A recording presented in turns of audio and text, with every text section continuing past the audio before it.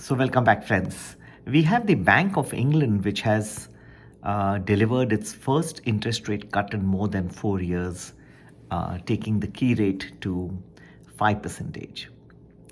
While several quarters had expressed the Bank of England could announce an interest rate reduction during its meeting today, a lack of clear signaling from the central bank had shrouded the decision in uncertainty.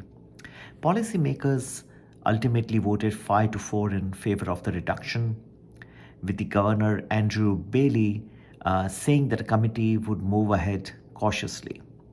Markets were pricing in a 61% probability of a 25 basis point reduction of its key rate at the August meeting, but this was despite UK inflation hitting the Bank of England's 2% target for 2 straight months. The bank rate had been held at a 16-year high of 5.25% since August of 2023. Bank of England typically provides less forward guidance than other central banks, but the decision today of the Bank of England to cut interest rates is viewed as an especially close call, given the recent 6-week period in which its communications were restricted because of the UK general elections.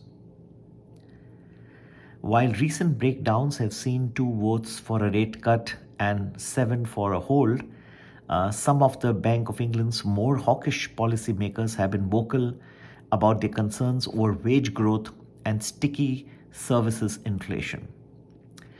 Thursday, therefore, will see the release of the quarterly monthly policy report by the Bank of England, which will contain economic growth and inflation projections as well. So it becomes the first major central bank to reduce interest rates formally.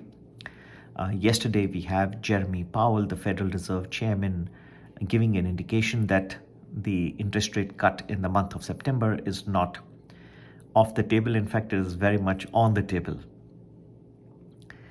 But he did not commit entirely, says that if inflation continues to behave the way it has been behaving in the recent past, then yes, it would definitely be on the cards. So therefore, you can see a slew of rate cuts. Jeremy Powell was unwilling to commit how many if the rate cut cycle starts on in September.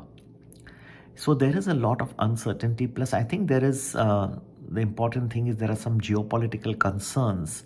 There could be a full-fledged Middle East conflict which can come and play a dampener here.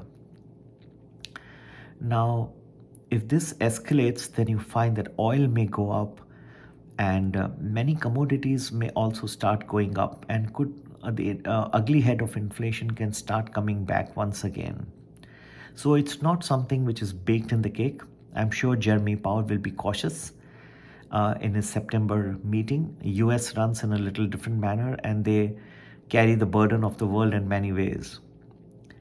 So it's not going to be so simple whether these geopolitical concerns escalate, which at this point of time I believe they are going to. Unfortunately, even being the optimist that I am, this will have an ugly impact, and not going to be very easy to see a series of rate cuts in the wake of rising inflation. To get to know more for the US markets, do join our Prime or Prime Plus Telegram groups. You can do that by WhatsApping us on 982-086-1044. Alternatively, you can also email us at globalmoneyinvestor@gmail.com.